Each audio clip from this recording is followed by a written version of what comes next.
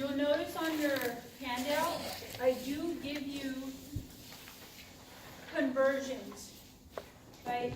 So you always go back to this. Don't Google it, because you're not going to have Google on the exam or the quiz. Look at what's given to you and use that to help you to go from one unit to another. May take you multiple steps. Yes, you can easily Google from miles to inches, right? But I'm not going to give you that. I might give you miles to feet, and then you can get to inches, right? Don't try to memorize it either. That's just too much. Work with what you have. A lot of people get caught up like, I should memorize that. No, I can make something up too. I can say 5 Lily gadgets equals 10 feet, right? And then you have to do a conversion with that. If you have, 35 Lily gadgets, how many feet is that, right? So just make sure you're able to go from one unit to another. We're going to practice it, so you'll see it. These are some of the conversions that you'll see.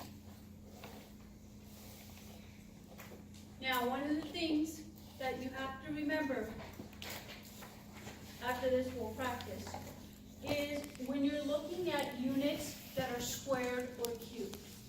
So here I have 1,255 cubic centimeters. I have to take this to cubic inches. Now, the conversion that's given to me is 1 inch equals 2.54 centimeters. Now, notice this is not cubed, right? But I'm going to use it to go from centimeters to inches. What I have to do is make sure I cube it. If I don't, my units do not cancel out. So notice what they did here. The 2.54, they cubed it. So it's 16.37 or 87. So here, notice it's on the denominator, so it cancels out. And it's important that you cube it. If you don't,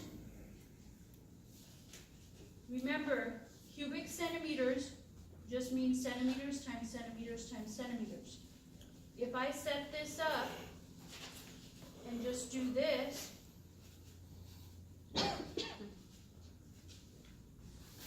only 1 centimeter is going to cancel out, not all 3. So if you do that, your answer, you're going to technically get centimeters squared times inches, but that's not what I want. So you have to make sure you cube everything. 1 to the 3rd is still 1, so that's just repetitive. But everything else you actually cube. So it's important that you do that anytime you see something that's squared or cubed. So let's practice this on the practice problems. So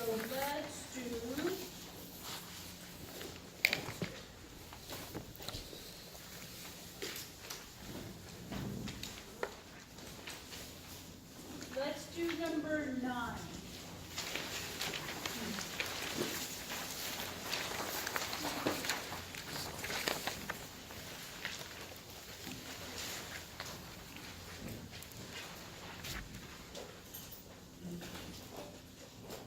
Okay, it's asking how many milliliters of oil. So whenever this is a short problem in the sense it's not very wordy, but whenever you're looking at word problems, always list what's given to you and then write down what you're looking for. So how many milliliters of oil is in 42 gallon barrel? Okay, so I start off with gallon. Now, I don't expect you to know from the top of your head how to go from gallons to milliliters, that conversion. Use what's given to you. Okay. I need to go to gallons to milliliters. So I'm talking about volume here. I'm talking about gallons, need to get to milliliters. Now if I look at this, right, this is liters to quarts. They were not asking about quarts. I have gallons to liters. Oh, that will work. Because if you look at it, I have gallons, I need to get to milliliters. So if I go from gallon to liters, notice the base unit. This is liters, I need to get to milliliters. So I'm able to do that. But you have to know your metric prefixes. If you don't know the conversion from liters to milliliters, it's going to mess you up. So when I set this up, now, the way I do the setup, it's called the picket fence. If it looks weird to you, I'll show you another way to actually do it. It's up to you, whatever you prefer. So I'll show you both ways. I'm going to show one on the top, one on the bottom. So the picket fence way, the way it works is, I draw a horizontal line, that's going to represent division. Then I draw a vertical line, that represents multiplication. So what I'm doing is from gallons, I'm going to liters. So based on my conversion, 1 gallon, 3.785 liters. Where's the 1 gallon gonna go? On the bottom. And then 3.785 will go on top. Notice my gallons will cancel because that horizontal line represents division. So I got to liters. Then how do I go to milliliters? 1 liter equals 1,000 milliliters. Now you can write it like that, or the multiplier for milli is what?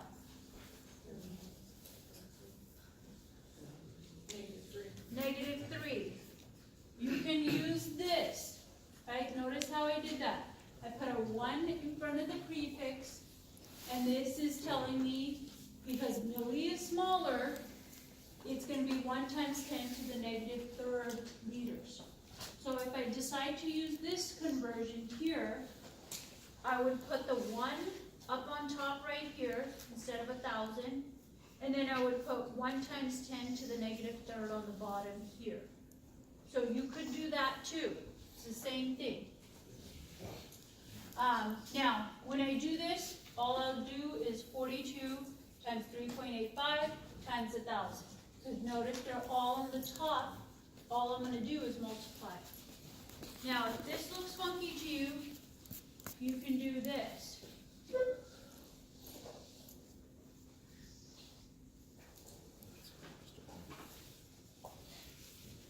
Like that.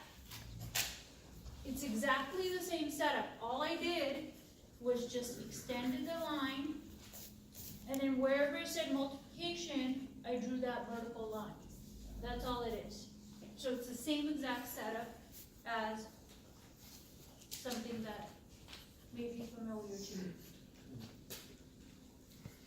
If you were taught a different way, work with that, as long as you get the same answer.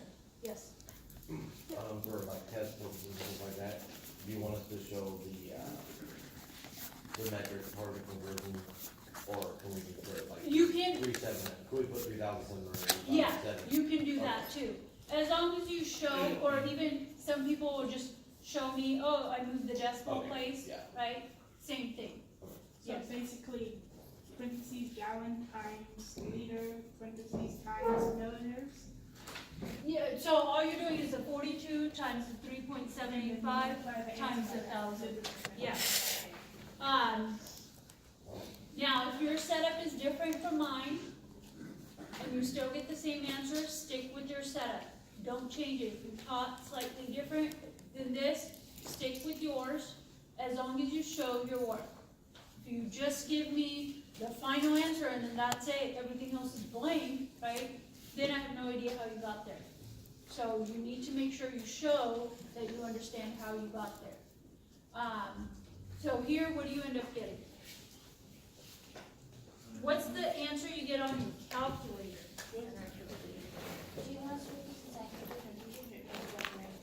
It doesn't matter, but I just want the whole entire number because we're gonna correct number of sick days? 970 milliliters. Okay, so that's what you get on your calculator. Now, if I look at this, all I'm doing is multiplying, so I keep track of what? Significant figures.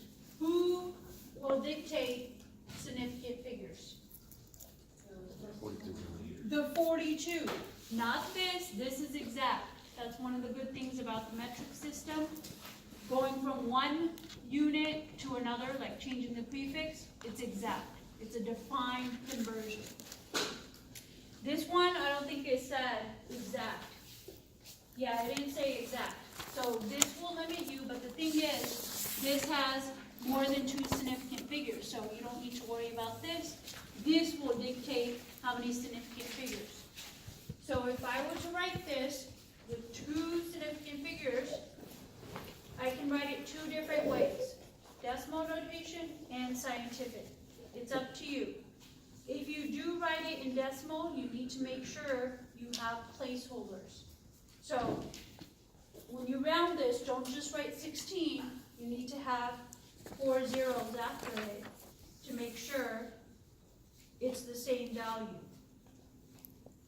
If you decide to write it in scientific notation, biggest thing is you keep the number of sig figs correct. There has to be 2. Don't add extra zeros. So here, 1, 2, 3, 4, 5.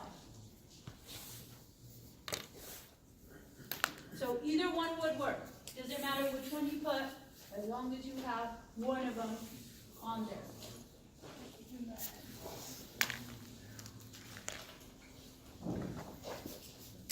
So you're going from one unit to another.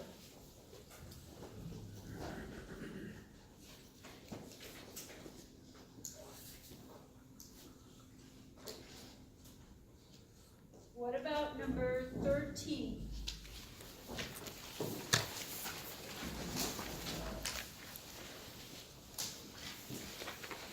So start it on your own. Notice this is huge.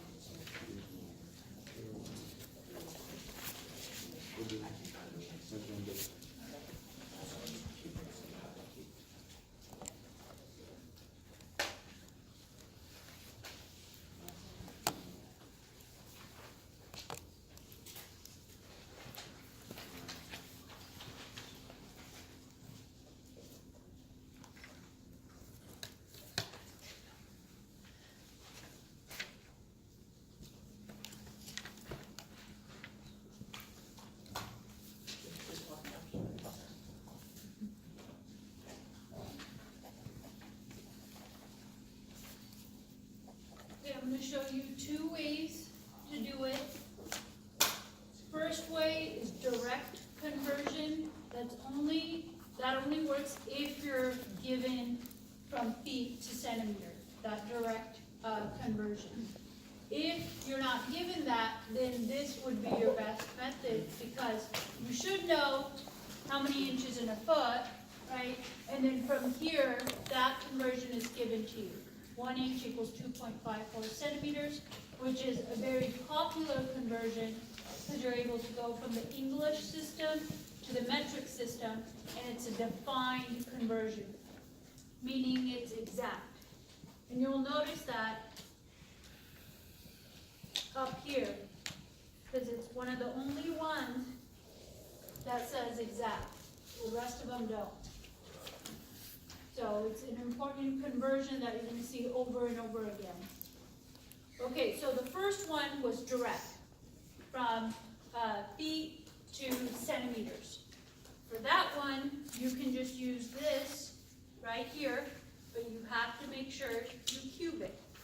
For the second one, you'll go from feet to inches, and then inches to centimeters. So use that conversion. Both will lead you to the same exact answer.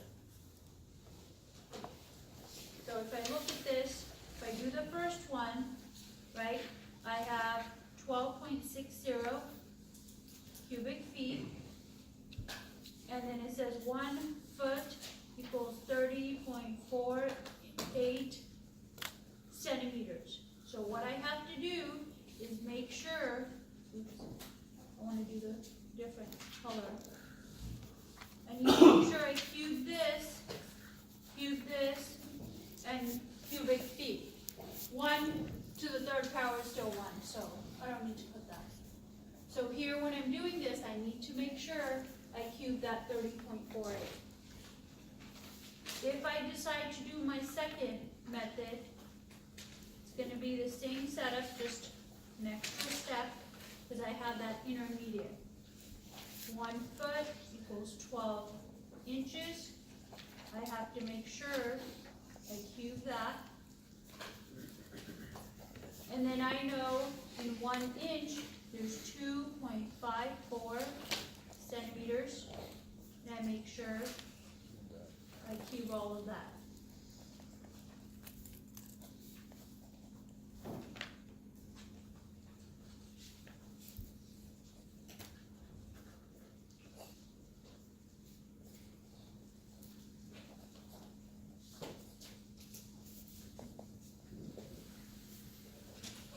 Now, this conversion, whenever it's within the same system, we consider this exact. Notice feet and inches, that's the English system. We're going to consider that exact. This is a defined quality conversion. If you noticed on the top, it said exact for that particular one. Now, this one, it didn't say exact. Notice you're going from the metric to the English. So this will limit you, but if you notice, how many significant figures is that? 4. How many is that? 4. So your final answer will be 4 significant figures. Same thing here. So on my calculator, for both of them, I end up getting this number,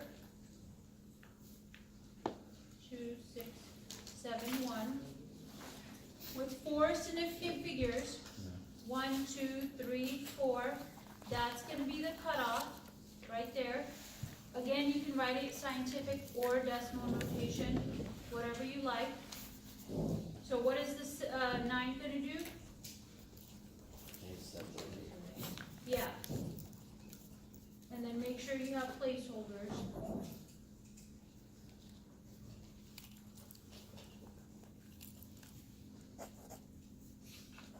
And again, you can write it 3.568 times 10 to the 5th power also. You can write it like that. But remember to have those zeros there, because otherwise you're rounding it incorrectly.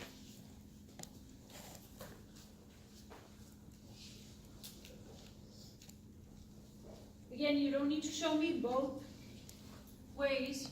You can just you know, show me one, and that's fine. I'm just showing you both ways.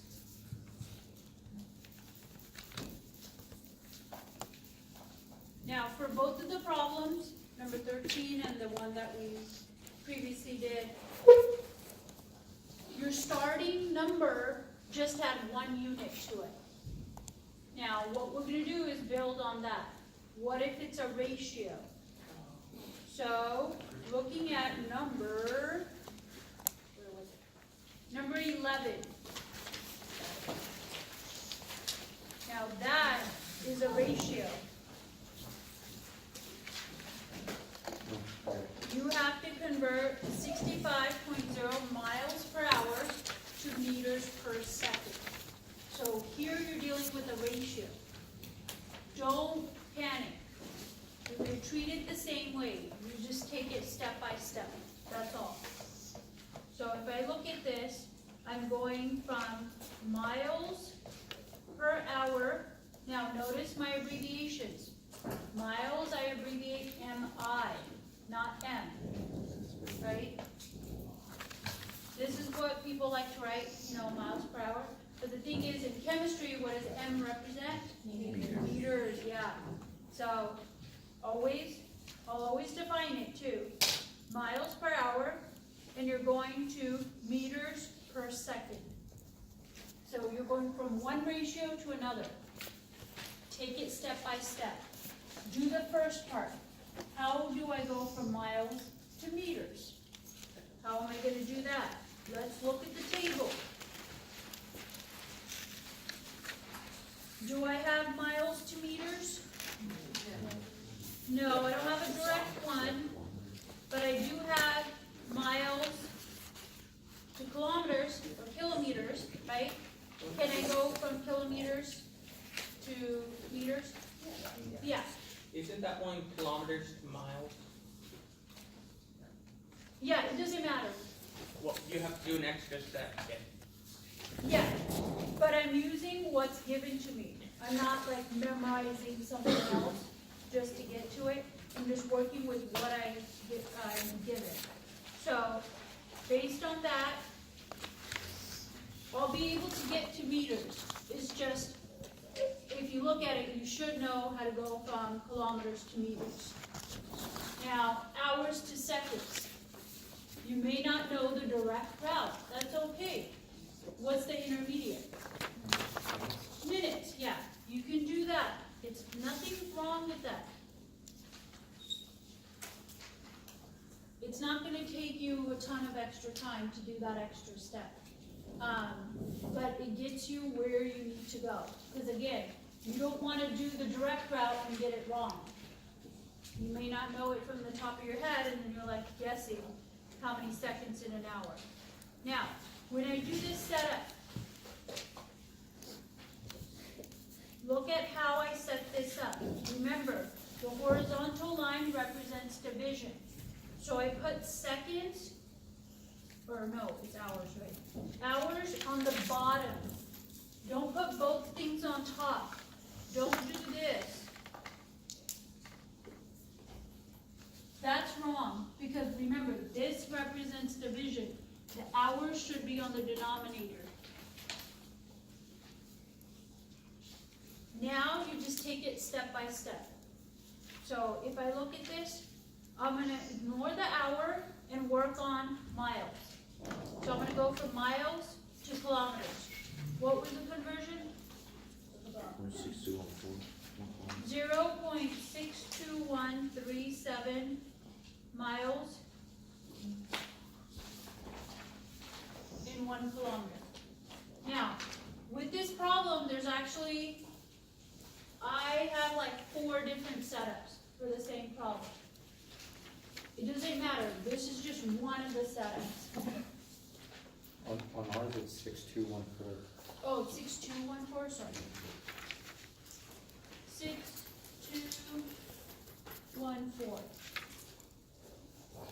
Oh, that's what I have. I'm just making up numbers here. Okay, so I got from miles to kilometers, and then I'm going to go to meters. I know in 1 kilometer, there's 1,000 meters. Okay, so I got that. Now, I got what I wanted on the denominator, now I'm gonna work on, or the numerator, now I'm gonna work on the denominator, hours. So again, if you know the direct route, take the direct route. If you don't know that, it's okay. So here, remember there's a 1 here, it's just we don't show it.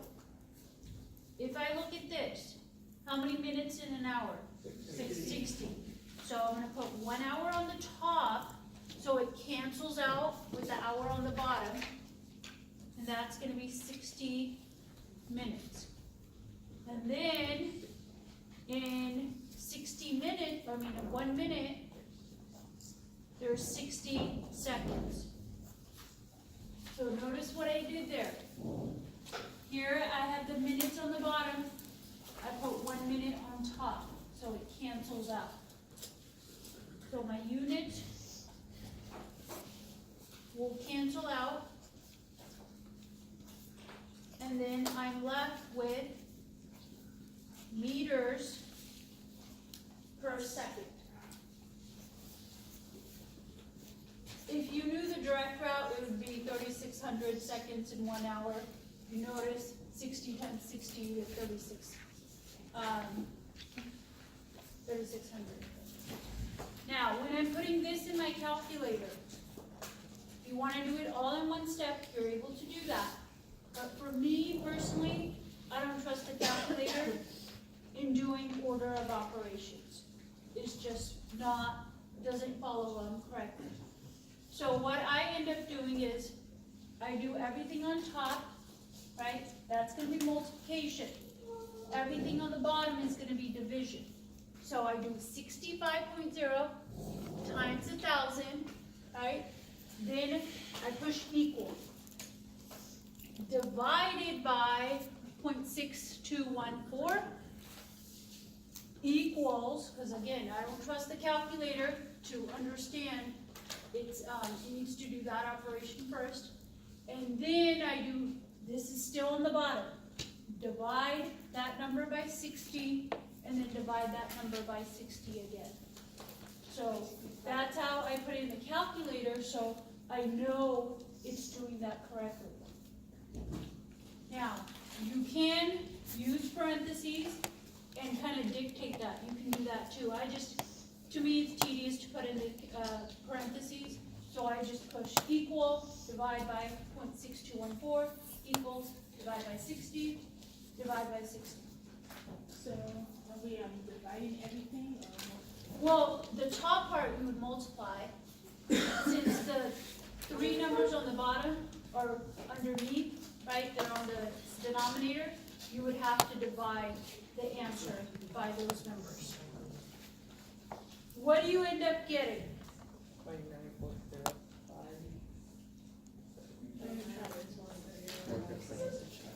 Yeah, 29 point.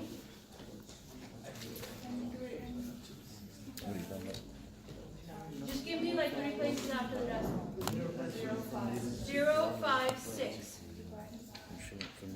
Okay, who will dictate your significant figures? Because all you're doing is multiplying and dividing. The 65.0. So 3 sig figs. Yep. Meters per second. Yes. Could you multiply 65 times 1,000. 65 like miles times the 0.6214 to get you how many kilometers? No, you will multiply the 65 by the 1,000 and divide. that You number wanna by the divide. bottom. If you multiply, then To go from miles to kilometers. If you're trying to do it. No, that would give you kilometers to miles. yeah, you can't multiply, you would have to divide.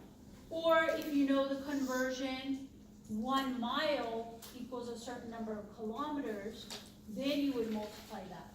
Well, doesn't 0.6214 miles equal 1 kilometer? Yeah, So couldn't you multiply 0.6214 times the 65 miles? No. Because if you look at it, That would be like multiply times 4 to get. yeah, this is 4 not times- canceling out your units. No, I know it's not canceling it out, but I'm just saying like, can it be another way of solving the problem? No. You would have to do 1 over Yeah. the miles. You would convert to- have to know this